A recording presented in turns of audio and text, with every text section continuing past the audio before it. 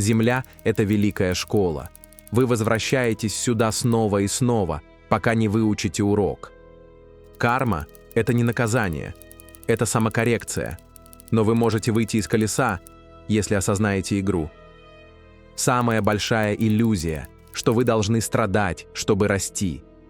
Ты выбираешь свое рождение, свою семью, даже испытания, и все это лишь сцена для твоей души. Если это правда, то все, что мы называем кармой, лишь навязанная игра. И тогда главный вопрос звучит иначе: как выйти из этой игры? Карма – это не карающая сила, а петля повторений. А у любой петли есть выход. И Долорес Кеннон говорила об этом прямо.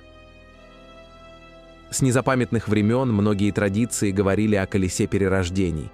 Буддисты называли это сансарой, христиане говорили о кресте судьбы, мистики – о цепи воплощений.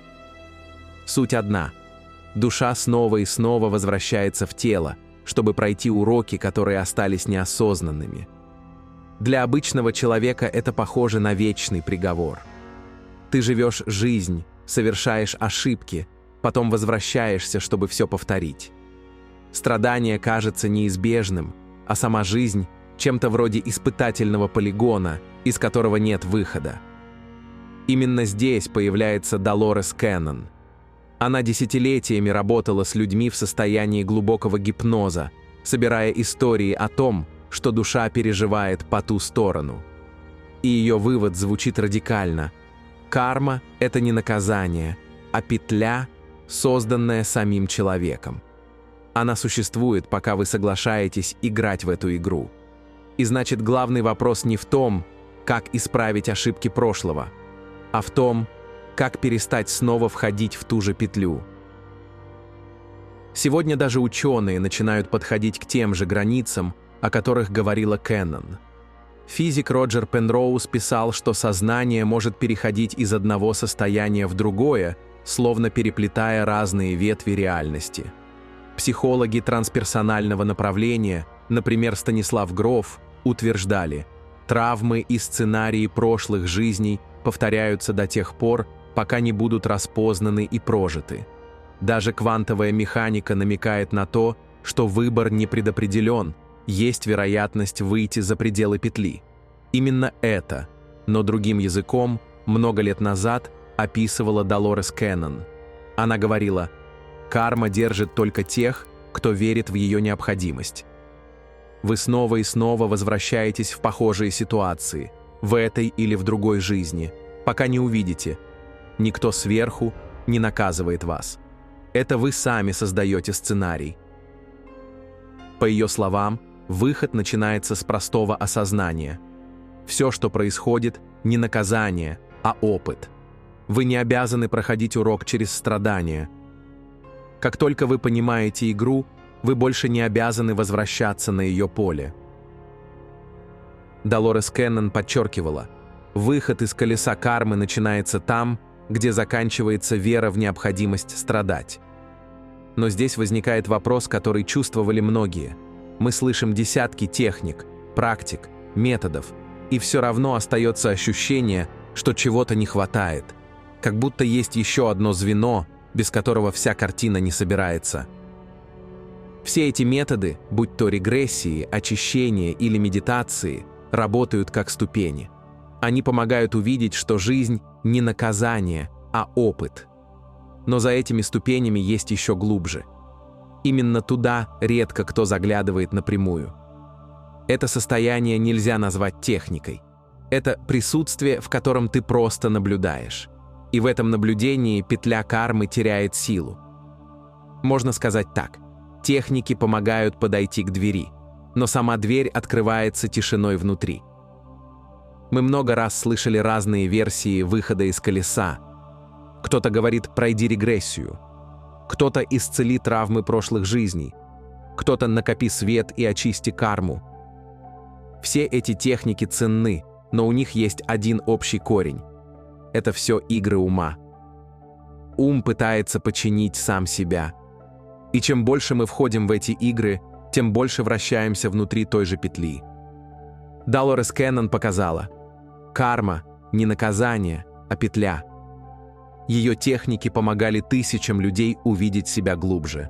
Но даже это лишь часть картины.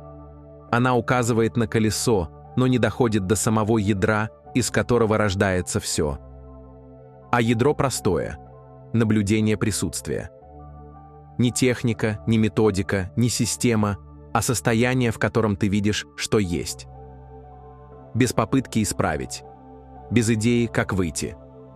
И вот в этом месте открывается то, что скрыто от большинства. Потому что именно наблюдение – то, что обрывает петлю. Мы все знаем такие ситуации. Ты стараешься, прикладываешь усилия, но ничего не сдвигается. Чем больше толкаешь, тем сильнее все застревает. А потом вдруг отпускаешь, садишься в тишине, перестаешь ломиться в стену. И неожиданно решение приходит само. Словно дверь открывается тогда, когда ты перестаешь дергать за ручку. То же самое и в жизни. Многие стараются быть хорошими, соответствовать ожиданиям родителей, общества, начальства, но снова и снова попадают в одни и те же тупики. Кажется, это судьба, это карма, и тогда начинаются поиски новых техник. Но в какой-то момент приходит шок. Дело не в том, чтобы найти новый способ. Дело в том, чтобы остановиться и просто увидеть, что происходит. Вспомни фильм «День сурка». Герой пробовал все. Убегать, наслаждаться, манипулировать. Но цикл обрывался только тогда, когда он переставал играть и начинал присутствовать. Или «Матрица». Нео тренируется, сражается, ищет выходы. Но настоящий прорыв происходит тогда, когда он перестает бороться и просто видит код.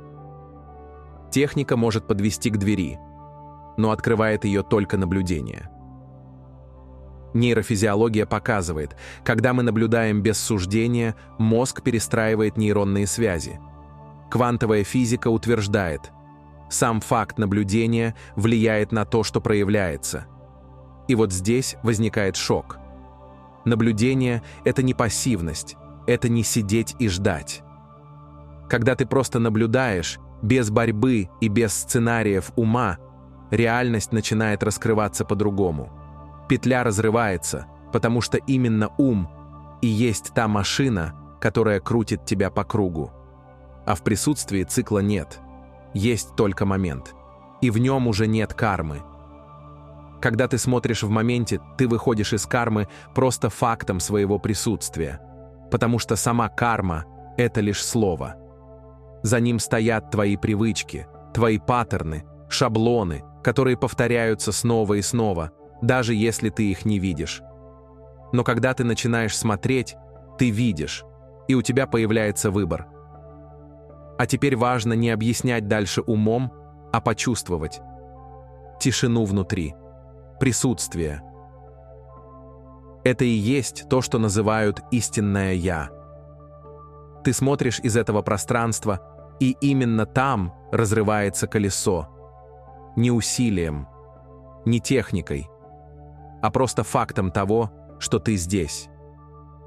Самый большой парадокс в том, что это проще, чем кажется. Мы всю жизнь ищем сложные техники, забывая о том, что суть всегда рядом.